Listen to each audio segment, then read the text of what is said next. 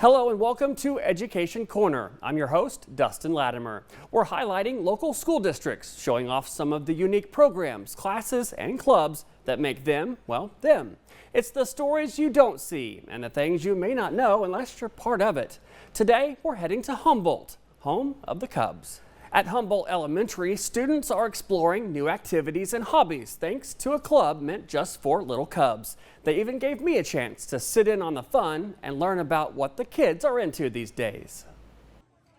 A program called Cubs Quest is giving kids at Humboldt Elementary an outlet for discovering new interests. We started with just a hobby day a couple of years ago, and it evolved into a couple more hobby days, and then we decided that we would just try to incorporate it into doing it every 2 weeks or so. The goal of Cubs Quest is to get students interested in new activities or hobbies. Right now we have 15 different options. Kids get to rank their top 3 choices, and we try to give them their top choice every time, but some of our groups get pretty big, so they are guaranteed to get one of their top 3. One of those activities, the Pokemon trading card game.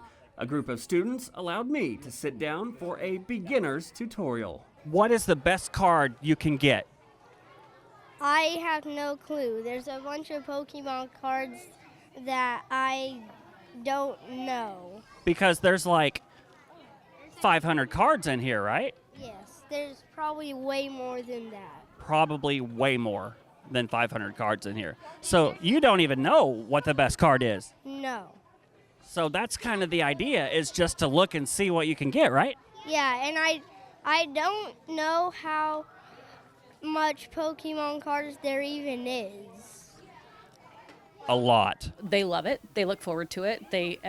We have school families on the off days of Cub Quest, and I think if they had their choice, they'd want to do Cub Quest every Friday. There's even a group dedicated to the art of nail painting. I thought it would be a good idea to give them a hand, literally. And you're a professional, right? No. No, but I'm trusting you. What color did you go with? Like kind of light bluish gray. It does match my shirt. So do you paint your own nails at home? Sometimes. Your nails aren't painted right now. Well, yeah, because Ellie was going to do my nails, but we don't have a lot of time. Well, thank you for taking the time to do mine. You're welcome. Sacrificing your own nails for mine, that's very nice of you. I think I'm just going to go with one hand and be different, okay? Okay, all right. It's more than just painting nails. Humboldt Elementary Principal Stacy Hudlin says there are many benefits to Cubs Quest. The willingness to try new things is one of them. Also, being able to maybe start a habit of knowing that they can go to something that they maybe typically wouldn't outside of school if they were, needing to do something or needing to blow off some steam or something like that.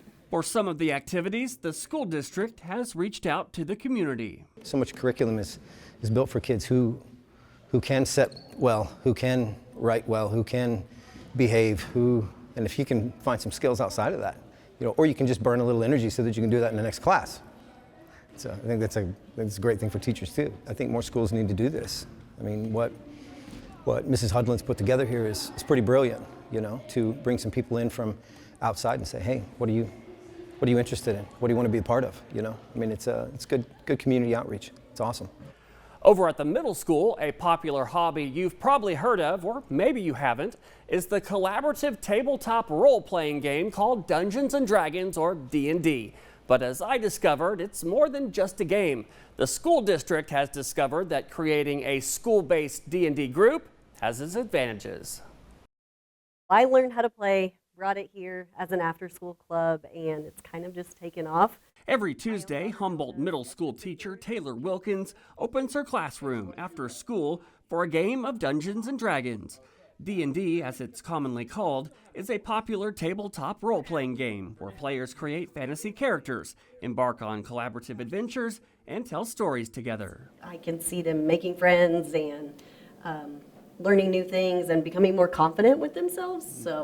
And middle school is a very awkward moment for a lot of kids. So I think it's helpful for the group that I have.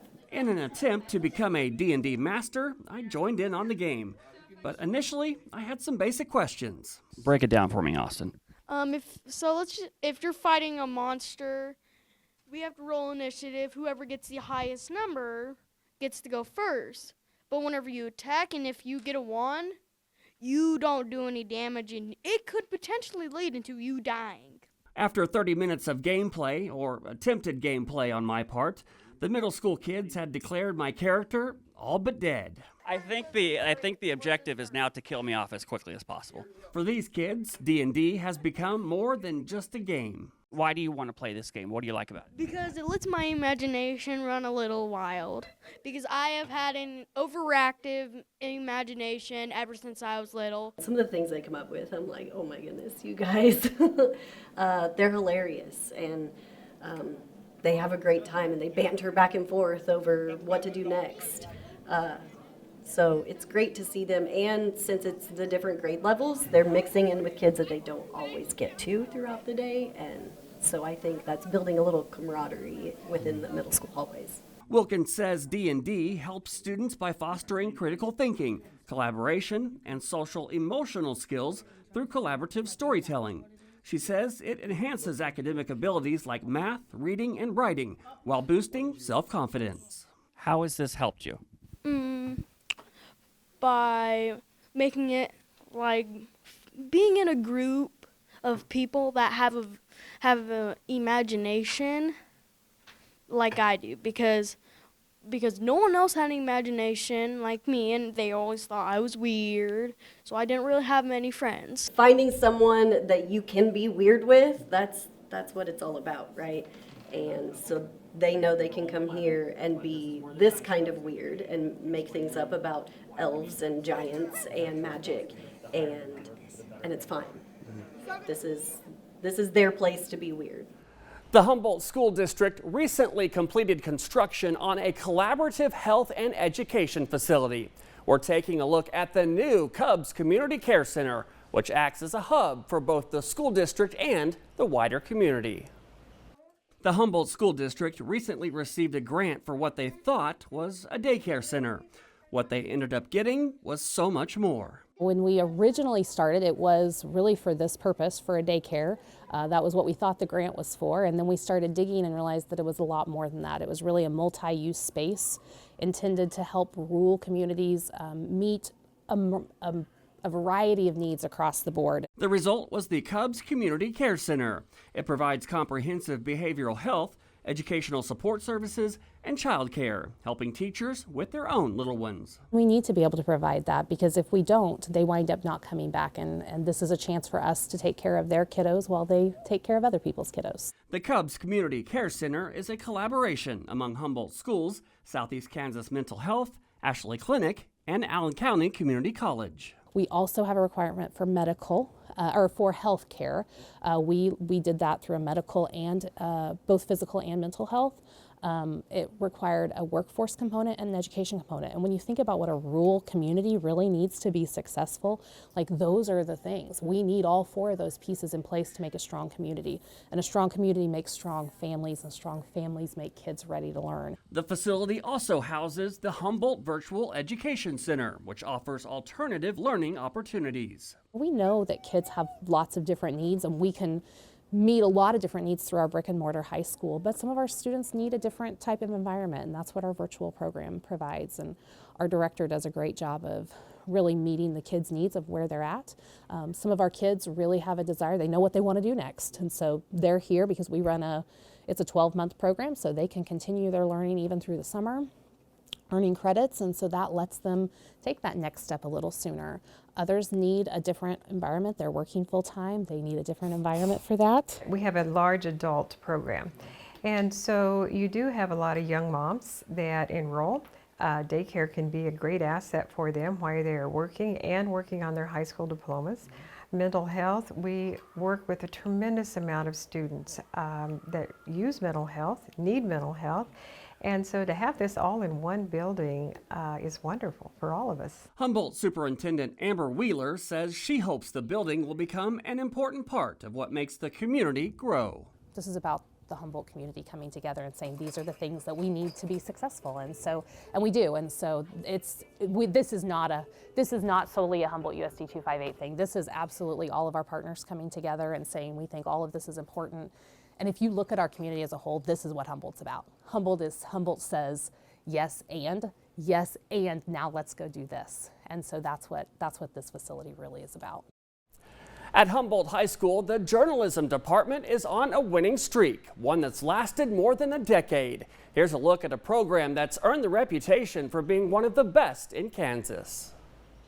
Humboldt is really fortunate to have such a wonderful journalism program. It's a program that's getting a lot of attention and a lot of awards. We're trying to go for our, I call it Sweet 16. If we are lucky and we can win state again, that will be our 16th year in a row. Journalism students say the district plays a big role in keeping that winning streak alive. Humboldt here, they do an excellent job of supplying us with the best things that we need and just truly putting us students first. And as you can see, if you look around, you can see that in our building. And yeah, they just do an excellent job of that. We're very lucky to have all these MacBooks, state-of-the-art classroom. This is second year in this remodeled classroom, used to be the art room.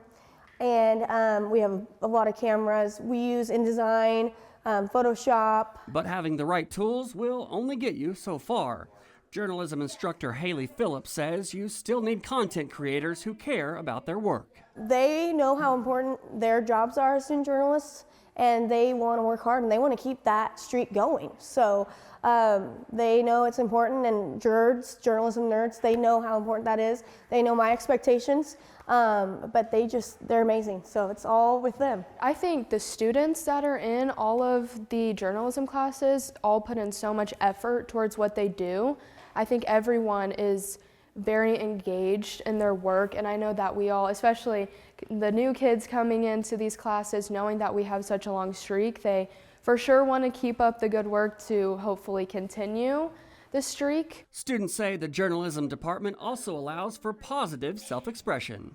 Trying new things and just expressing yourself, whether that be through writing, through doing videos, through any of it, is just, it's awesome. It's a department that prides itself on being the best. Humboldt journalism is recognized nationally.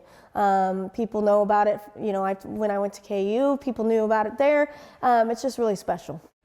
You might be aware of the global phenomenon of esports as it continues to catch the world by storm. Now it's made its way to Humboldt High School, and the Cubs esports team has their excuse to play video games. It's a year of firsts when it comes to Humboldt's esports program. First full year with esports as a sport with Humboldt. It's also the first year esports is recognized as an interscholastic activity by the Kansas State High School Activities Association. It's been great to give these kids an opportunity to kind of showcase their skills in another way other than athletic, because not everybody has that skill. It's not something I can brag about myself. So it's great to kind of see another way for them to show up and show what they can do. In its first year, more than a dozen students compete in the famous fighting game Super Smash Bros., featuring many iconic video game characters across numerous franchises. There's a lot of kids that play esports, even a bunch of kids on my previous baseball teams. I mean, they go home and every kid nowadays plays video games mostly. And so it's fun when you bring that competitiveness, from the field or the court to online on a screen. Esports players say the first year has been a good one. We've been on a win streak last couple of games. They get to represent our school.